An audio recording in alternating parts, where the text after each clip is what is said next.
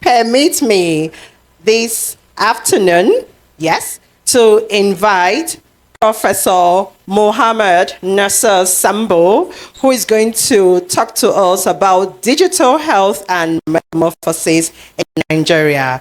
Professor Mohammed Nasser Sambo, please come forward. Thank you. Can I sit down? Oh, yes, please. Okay. Good morning, ladies and gentlemen. I don't know the protocol, but I want to respect and observe the protocol that has been set.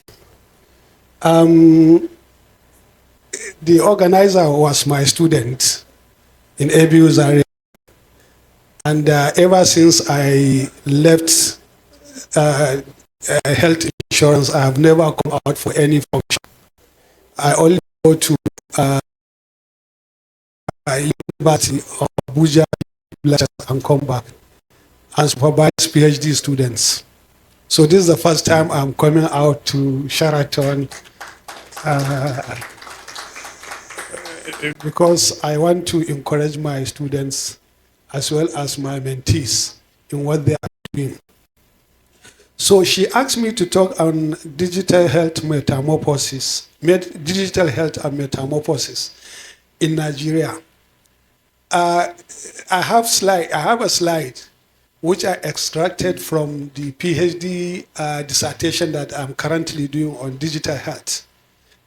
Some people will wonder what professor is looking for PhD again. When I became the DG of the National Health Insurance Scheme, I have done so much work in establishing ECHAlliance.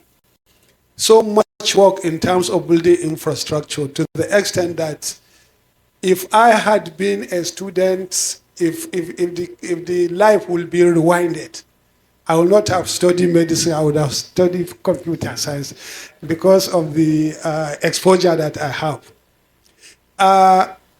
Let me give a story. Maybe the story will help us to understand how digital health has metamorphosed in Nigeria without even going through the slides. In 1999, I was a senior registrar of public health in Ahmadu Bello University. That time we used to do, the system was not digitalized.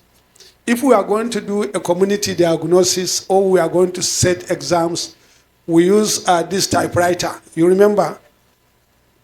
Gen Zs will not know the typewriter. And I can see a lot of Gen Zs here. They will not know the typewriter. So we use typewriter. And if you want to do a typewriter, if you made a mistake, you need to remove it, you go and clean, or you Tipex it, come and type again for one mistake. And you could imagine how a questionnaire can be produced in that era. When you are a student and you want to do a research, you have to go and get people that are conversant with computer. My colleague here, he knows it very well when we were in Zaria. So you have to go and get a typewriter, somebody who will type. You have to stay with him for days, for so many days to ensure that that is done.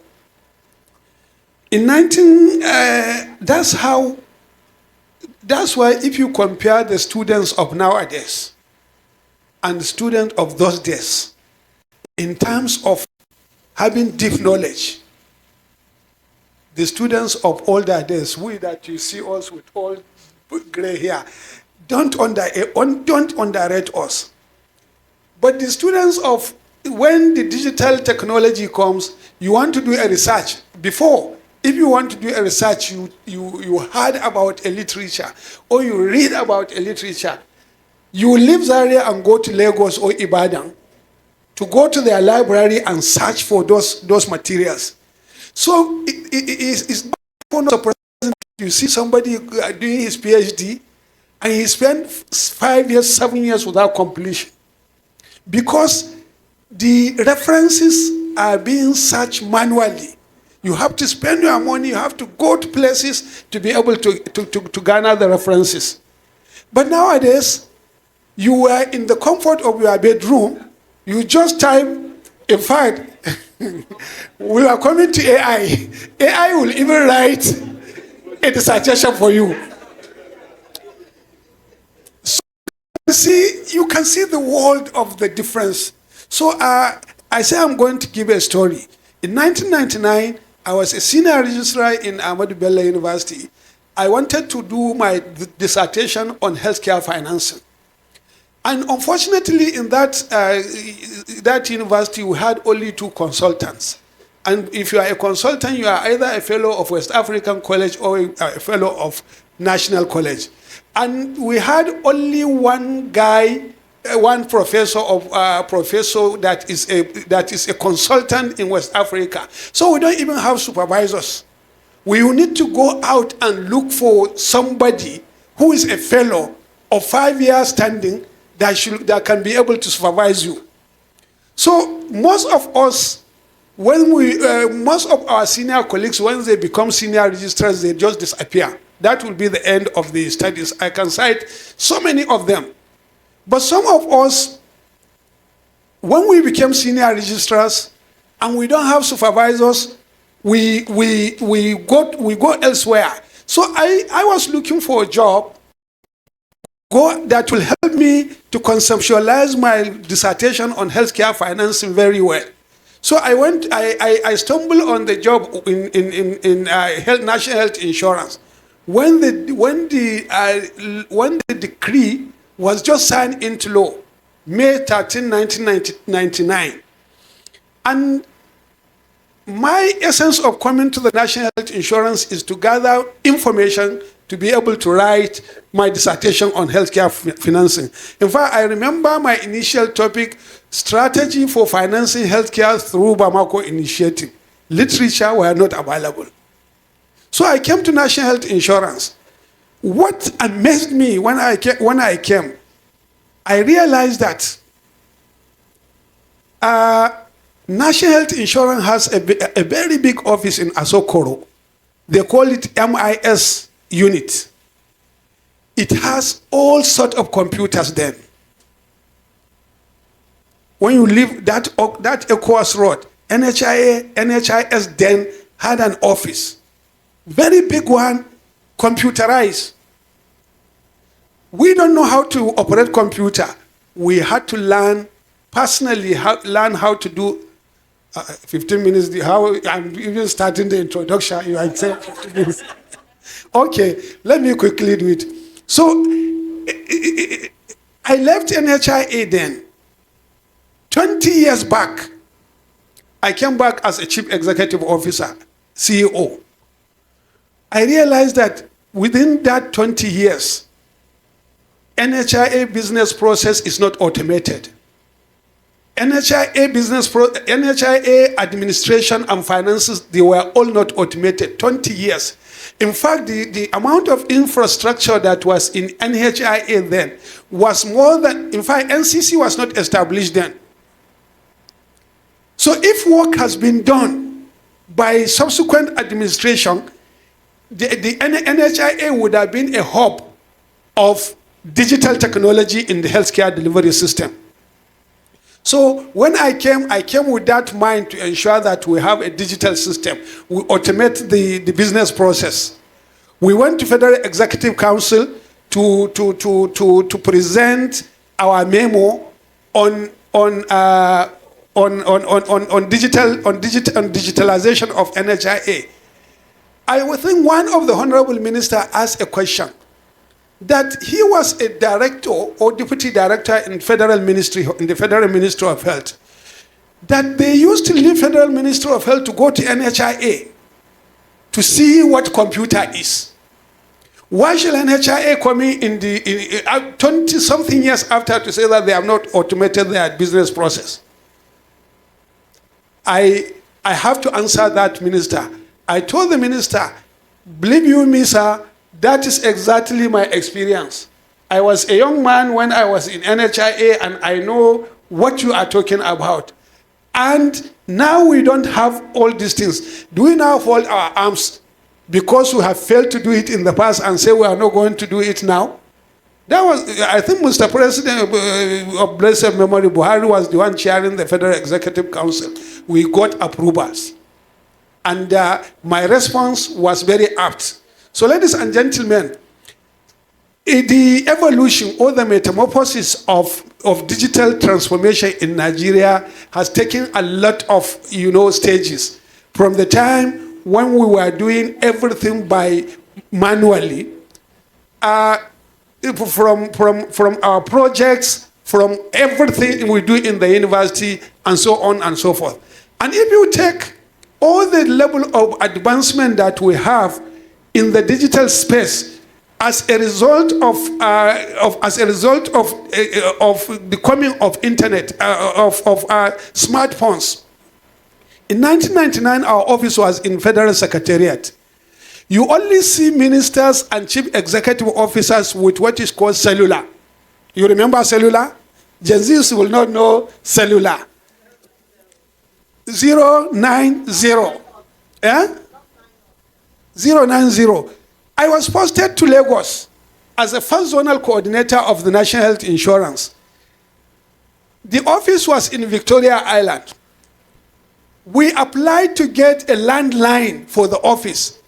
Up to the time I left the Lagos office, we could not get a landline.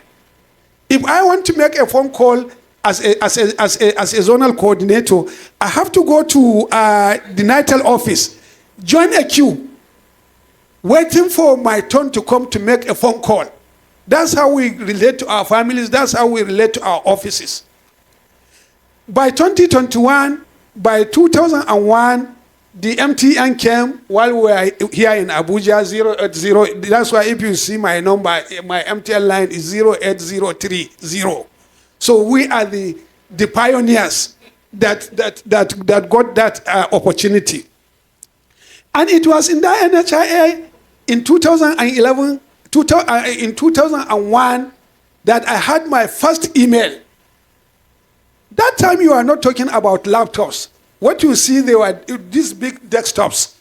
Then later on, everything is being contracted and so on and so forth. If you go to our hospitals, almost virtually everything apart from X-ray, the only thing that is digital was the X-ray that you do. No anything that is known about CT scan. No anything is known about MRI. So look at within the span of 20-25 years, the advancement that we have witnessed in the digital technology. In fact, we are now in a situation that if you don't digitalize, you will perish. If you don't digitalize, you will perish. Now, digital technology has gone into virtually all sectors of life. The MTN, when the MTN and Econet came in, what you can only be able to do with it is to make a phone call and do text messages. Now, you work with your own computers.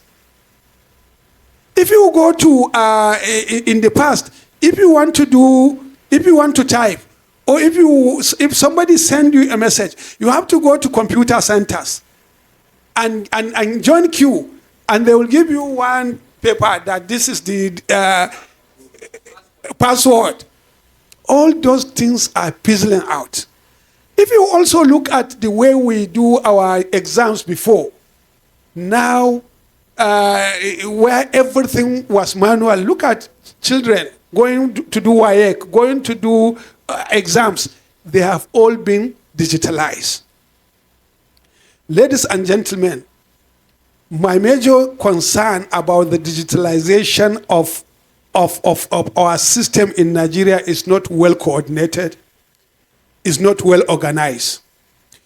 When I became the DG of the National Health Insurance, there is what is called e-governance group. We went to Turkey. When we went to Turkey, under the auspices of Federal Ministry of Communication, the police were there, the military were there, custom was there, all the MDS that are supposed to be in digital ecosystem were there. We went as a group. The first lecture we had is, in fact, why did Turkey was chosen? Turkey was chosen because Turkey has reached 95% or almost 99% of digitalization of government processes, e-governance. When you have a NIN number in Turkey, you can be able to, everything of your own can be tracked. In fact, if you go to the pharmaceutical system in Turkey, the pharmaceutical system is so coordinated that if you have a fake drug getting into the ecosystem of pharmaceutical industry, it will be detected. No fake drug will find its way into the health system of Turkey. How did they achieve that? They achieve that with a strong level of coordination. Digital technology, from my experience as a chief executive officer, you have to have a very coordinated mechanism within the government system to be able to drive comprehensive digital technology. Turkey has done that. They have a very comprehensive roadmap to digitalize their system. But in Nigeria, if you look at the development of digital ecosystem, it was very haphazard. Very, very haphazard. That is why when we are now talking, when the digital space is moving in a geometrical progression, ours in Nigeria is going in an arithmetic progression. In fact, the first digital technology policy that was developed in health system was in 2020. How many years now? 5 years. That was the first digital policy in health sector that has been developed. And now as I am now an academician and I say I'm going to go to do a PhD in digital technology, do you know my topic? Who can guess what is my topic? Bashar, can you guess what is my topic? Yes. Okay.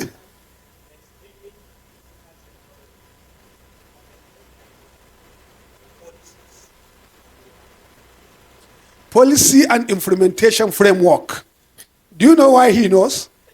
He used to be my SA he used to be my student. He used to be my SA. And if I am doing any work, I will say, Bashar, I'm doing this thing, please read it for me. So he is helping me in reading and also in supporting. And he was my student. That's the power of collaboration. So now, why do we take this topic, mainstreaming digital technology in health, in primary health care, policy and implementation framework in FCT? Because I want to change the thinking. As a health policy expert, I want to now bring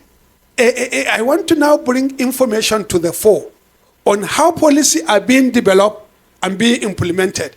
If you look at literature in policy, they will tell you there are so many policies, but the implementation is not there. Why is it that the policies are not being implemented? Because there are no enabling framework for implementation. And who is to develop the policy cannot implement itself, but somebody has to spearhead and champion the development of implementation framework. So I'm going to do a work, or I'm doing a work currently. In fact, I'm at the stage of data collection. How I want to look at all the policies that have been developed in digital ecosystem, at the level of WHO, at the level of national government, and see what are the policies, what policies of digital technology are related to primary health care, and what are the processes that are involved in implementation of those policies. And what are the challenges that are there in implementation, so that my dissertation, at the end of the day, will be a masterpiece on how do you move policy to action. All those frameworks, as a DG of health insurance, I realized they are not there. In fact, when I came to National Health Insurance, after 20 years of implementation, they don't even have a strategic plan. The first strategic plan was developed. I developed the first strategic plan. So what I am saying, in a nutshell in this, even if I have not said anything, but there are policies that are govern the digitalization policies in digitalization consumption in Nigeria.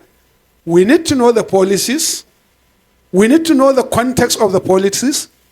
We need to know the content of the policies. We need to know the processes that are involved in implementation so that we can prepare ourselves to tag along with the ever-changing digital technology. Now in digital technology, we are not talking about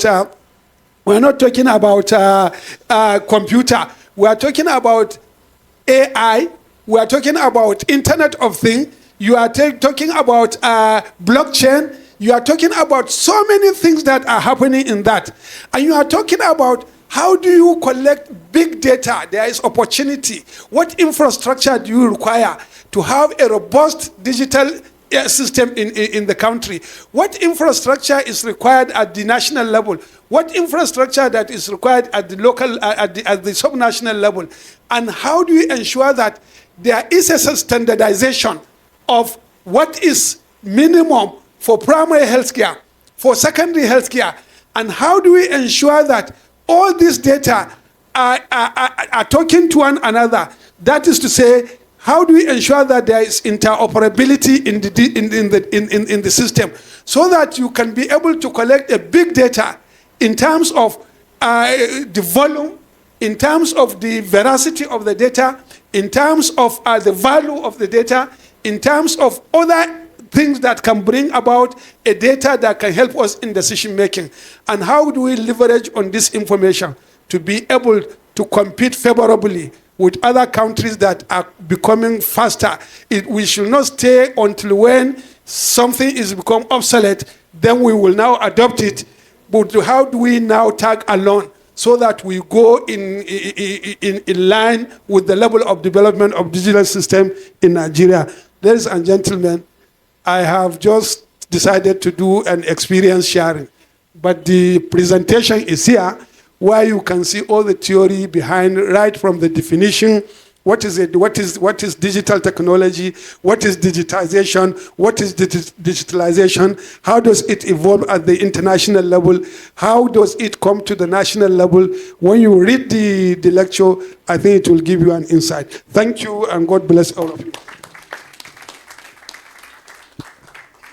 Thank you so much, Professor Sambo. Just brief.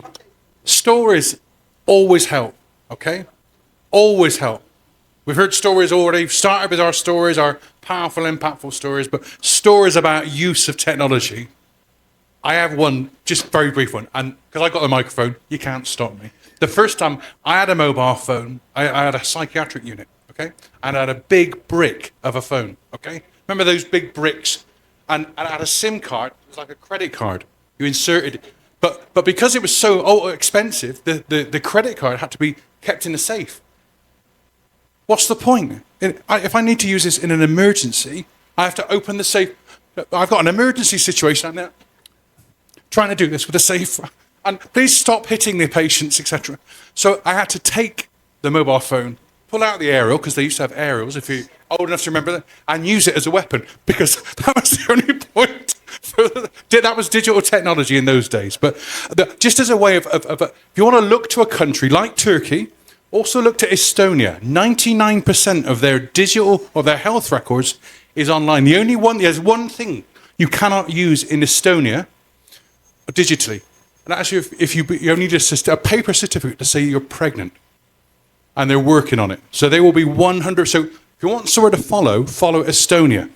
Very small. Why are they so progressive? Is it because they're rich? No. When the Russians left, they took everything with them. So they had no system.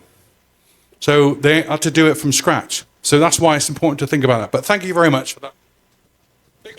Thank you so much. A round of applause for Professor Sambo. Thank you so much, sir. Okay, let's see if we can squeeze in 2 questions. We're trying to catch up with time. Questions? Okay. Oh, so I'm going to be partial. Ladies first. Thank you. Good afternoon, Prof. Thank you very much. Is a question, and I think it's based on what you said. I think in government circle, we always develop policy. From your experience, what can you share with us? Because often there are policies, even far back 20 years ago, there are some policy that you will now see is not implemented. So what are the problems? Why most of these policies are not implemented? Thank you, sir. Thank you so much, Prof, for your presentation. Mine is more of a comment, and to sincerely thank you, sir, for attending this meeting. I recall very vividly when you were the boss there at NHIA. We paid a costly visit. Then Dr. Adamu was the president of the Nigerian Cancer Society. I was the vice president. And then we opened up quite a number of conversations, particularly how you can assist to ensure that cancer is well funded and also included in the the fund. And you did your best. I remember you almost get that actualized, before you left office. Just to sincerely thank you for your support. He has actually been one of, major pillar that be pushing cancer funding, when he was in office, and history will be very kind with you, sir, for what you have done for this country as far as the child is concerned. Thank you very much. Shall I go ahead? Okay, please do. Okay. Oh, I see another hand. Congratulations, Prof. Well done for a very good presentation. It's just a quick one on the issue of, you said when you came on board, there is no strategic plan, and you were able to develop the strategic plan. The question is, practically, how did you align the plan with the budget and the financing component? And what can you say are your biggest accomplishment in terms of delivering the result contained in the strategic plan? Thank you.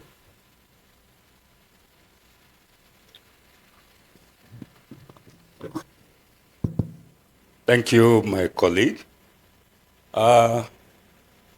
It's unfortunate NAFDAC is not here, but I think I can ask you that question. We are in the year 2025. Today, the rate at which unregistered cancer drugs are getting in Nigeria is so alarming. Unregistered drugs. And with this digital technology innovations, what are we doing? Because it's not just talking. Like Madam said here, you have a lot of the implementation and how to do things. Because they will tell you all drugs have their registration number, they have this, they have their code, but things are getting worse. I can tell you this. So what are we doing? Thank you. Thank you so much, Professor. I'm a professor of health policy and management. So, I am lucky to work as a middle cadre person in 2 agencies of the federal government, and I became a chief executive in one of them. What is from theory to practice? When you do a policy, in fact, you don't create policy on a vacuum. Before you do policy, you have to even do a situation analysis. Then you now identify where are you doing that policy. Then at the end of the day, you formulate a policy. When you formulate a policy, you need to implement the policy, you need to evaluate the policy, then you need to even replan the policy if there is a need. What is happening in our system is that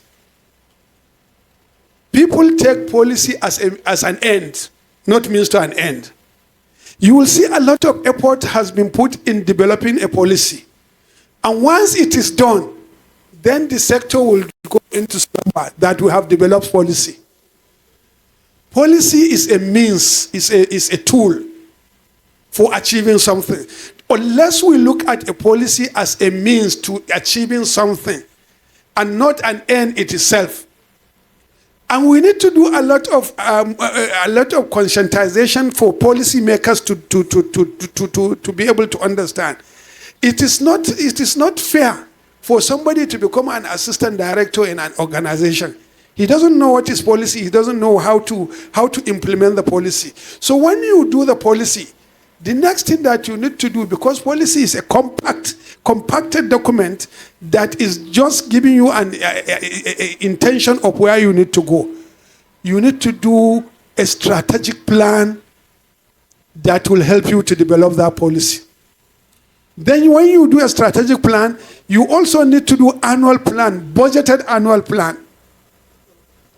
Then when you do the budgeted annual plan, you look at all the priority areas in the mega policies and develop it into actionable thing. And when you develop an action plan, there must be people that will do the implementation. And when you have the people that do the implementation, you must look at people that will supervise the implementation. And when the policy is implemented, it's reviewed, midterm review. You do an end time or end line review. When you do review, you now know where you are getting wrong. And you now do in your next plan, action plan, like a strategic plan will be 5 years. Then annual plan will be 1 year, which is an extract, a subset of the strategic plan. And you put all the implementation framework, including who is going to do that, who is going to do that, and what does he require to do that in terms of tools and in terms of resources. Then you now evaluate. And when you do evaluation, you know where you are going wrong. Then you now come back and see how you can undertake corrective measures. Policy development and implementation, people have to learn it. It does not just come by chance or by error.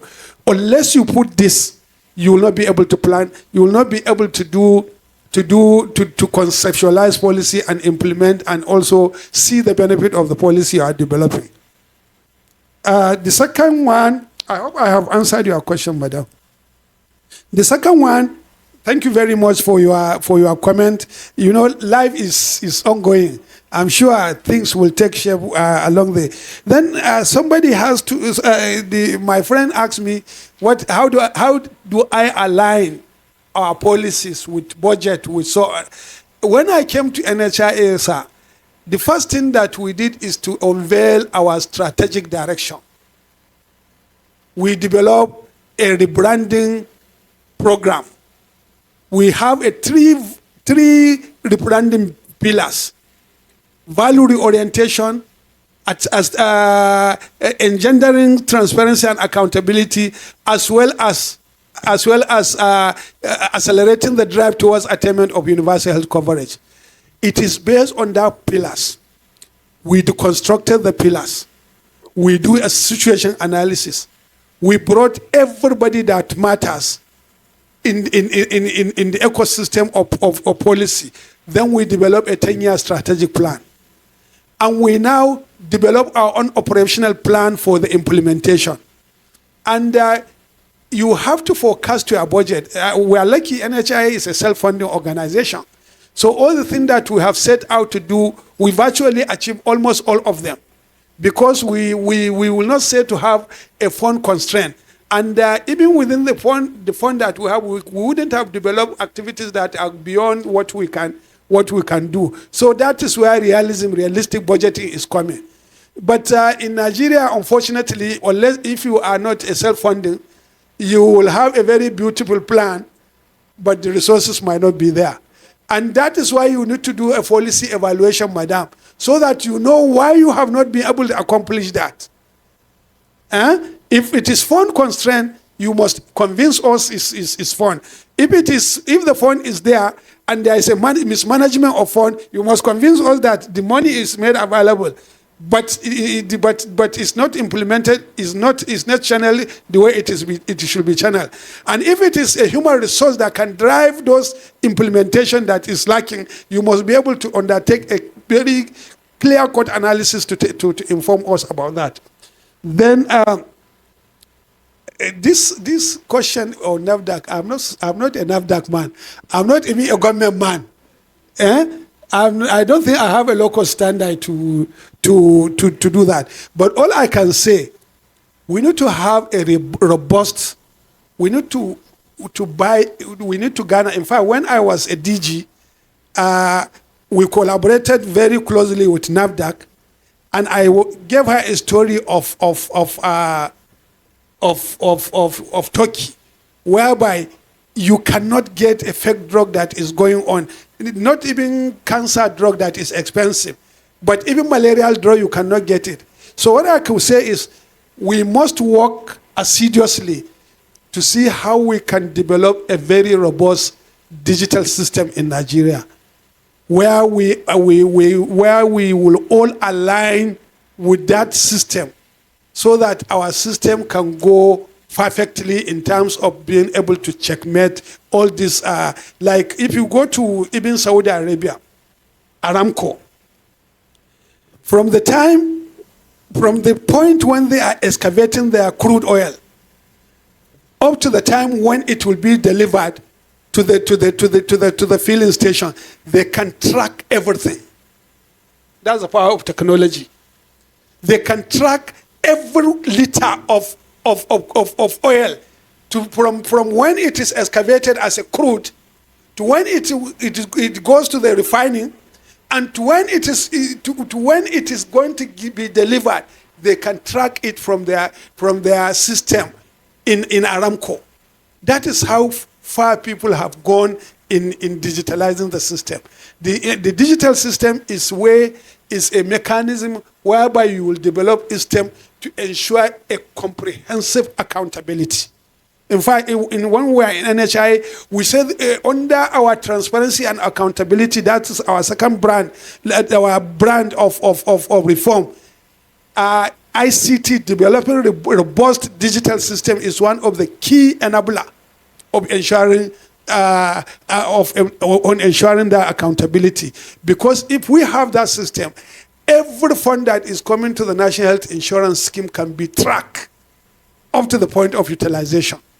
So we will call on people to become digital champions so that they can be advocating for comprehensive digitalization of system, for us to have a very good system that is in tandem with 21st century. Thank you very much. Thank you so much, Professor Sambo. Thank you. Okay, I'm sorry, we won't be able to take another question, but the good thing is, that Prof is still around, so you can have a conversation with him, because we are trying our best possible to make sure that we accommodate all the conversations we have for today. Thank you for your understanding.